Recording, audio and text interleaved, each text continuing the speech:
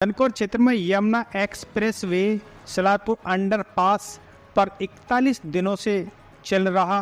भारतीय किसान यूनियन अजगर के बैनर तले धरना स्थगित हो गया है। भारतीय किसान यूनियन अजगर के राष्ट्रीय प्रवक्ता नरेश चप्पड़गर ने पत्रकार वार्ता के दौरान बताया कि प्राधिकरण ने कितनी मांगें मानी है, कितनी मांगों के लिए समय मांगा है और यह जो धरना है 2 माह के लिए स्थगित किया गया है। आइए सुनते हैं क्या कहा राष्ट्रीय प्रवक्ता नरेश चप्पड़गर ने। उन्होंने कहा कि भाई हम 4 मांगों जो है आपकी, इनसे भी अलग 1-2 मांग और हैं जो आपने पूर्व में उठाई थी, इस ज्ञापन में नहीं है। हालांकि ऐसी कोई मांग नहीं थी जो हमने नहीं उठाई, लेकिन चूंकि कई बार ये किसानों की तरफ से बातें आती रही कि आप ज्यादा मांगे बना लेते हो, मांग पत्र बहुत लंबा बना लेते हो जिसमें मांगे बीच में ही लटक जाती है, इसलिए आप सूक्ष्म से सूक्ष्म और जो बहुत महत्वपूर्ण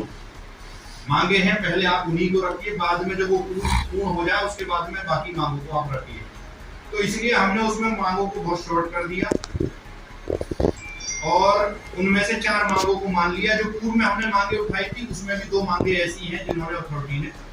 उनको हल करने का काम किया है, उनको भी बोर्ड में ले जा रहे हैं। तो पीछे जब ये परसों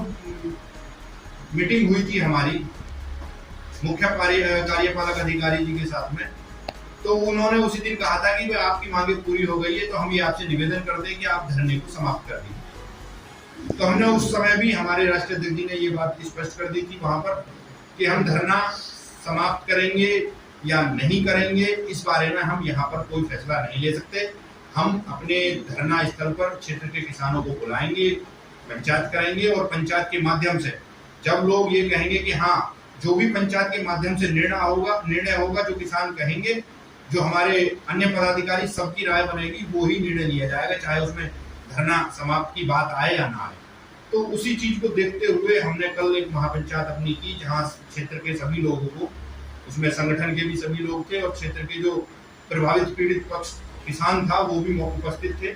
उन सभी की उपस्थिति में ये निर्णय लिया गया। उन सभी के बारे में जब यहाँ ओएसडी कल आए, ओएसडी शैलेंद्र सिंह और एसीपी पवन गौतम और हमारे जो थाना इंचार्ज हैं संजय सिंह जी, उनके बीच में ये वार्ता हुई और उन्होंने सारी चीजें विस्तार से बताई प्राधिकरण की तरफ से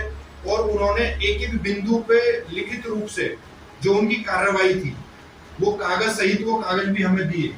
और वो कार्रवाई के लिए हमें पूरा विश्वास भी नहीं दिलाया बल्कि उन्होंने अपने उसके एविडेंस भी हमें दिया कि ये चीजें हमने अपने इस बोर्ड मीटिंग के मसौदे में सारी चीज तैयार कर ली है, उनको हम बोर्ड मीटिंग में ले जा रहे हैं। और 2 माह का समय एडिशनल कंपनसेशन जो वितरण की प्रक्रिया है उसमें 2 माह का समय उन्होंने मांगा। ये सारी बात होने के बाद में हमने अपने बुजुर्गों से, किसानों से राय ली तो सभी ने ये राय दी कि हमें जिद पे नहीं अड़ना चाहिए, ज्यादा जिद पे अड़ने से भी कोई समाधान नहीं है। हमारे पास में ही ग्रेटर नोएडा अथॉरिटी में धरना चल रहा, वहां पे किसान जेल भी गए, लगभग 33 किसान जेल में रहे 20-22 दिन। उसके बावजूद कल वहां भी जो धरना है वो भी स्थगित हुआ है और हमारे बुजुर्गों का भी यही कहना था कि भाई आप जब 5 में से 4 मांगे हमारी पूर्ण होने जा रही है, बोर्ड में जा रही है, तो एक मांग के लिए हम समय दे सकते हैं, समय देने में कोई बुराई नहीं है। हमने कहा कि चूंकि यहाँ की स्थिति थोड़ी खराब है, यहाँ की स्थिति थोड़ी नाजुक है, पूर्व में कई संगठनों के द्वारा कई बार महापंचायतें हुई और धरने स्थगित हुए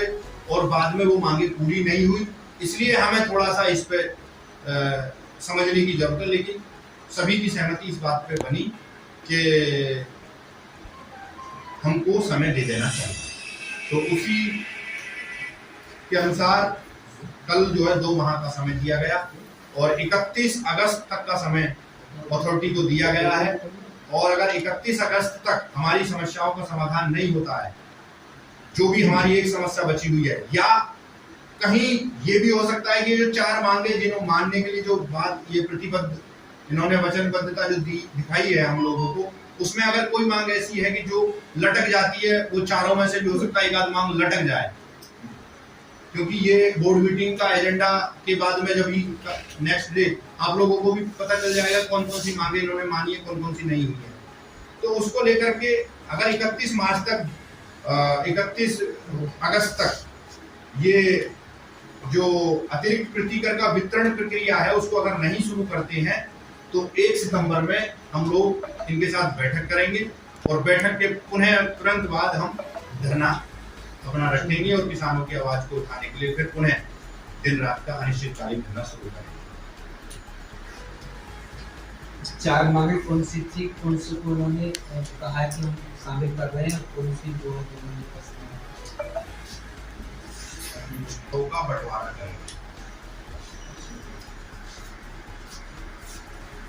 इसमें भी मैं आपको एक चीज और बताना चाहूंगा कि पूर्व में जब जमीन अधिग्रहण हुई तो उस समय क्या हुआ था कि एक ही गाटे का कई बार गाटे बड़े भी होते हैं छोटे भी होते हैं। गाटा मतलब खेत नंबर। एक ही खेत नंबर को मैं 10 बीघे का खेत है, मैं उसका मूल काश्तकार हूं और हम 4 भाई हैं। मैं एग्जांपल के तौर पर आपको समझा रहा हूं। हम 4 भाई हैं तो हम 2.5 बीघे के हिस्सेदार उसमें हो गए 4 भाई। अब उनमें से मैंने तो बेच दी रीलखा के निवासी किसी व्यक्ति को अपनी जमीन 2.5 बीघे का अपना शेयर। दूसरे भाई ने बेच दिया दलपोर के को, तीसरे भाई ने बेच दिया तीसरे गांव को, चौथे भाई ने अपनी जमीन बेची नहीं। तो एक ही गाटे में 4 किसान हो गए और चारों किसान अलग अलग जगह के हो गए और चारों किसानों ने ही अलग अलग प्रतिकर प्राप्त किया। अब समस्या क्या आई कि उस समय जो इस प्रकार जो जमीन अधिग्रहण हुई थी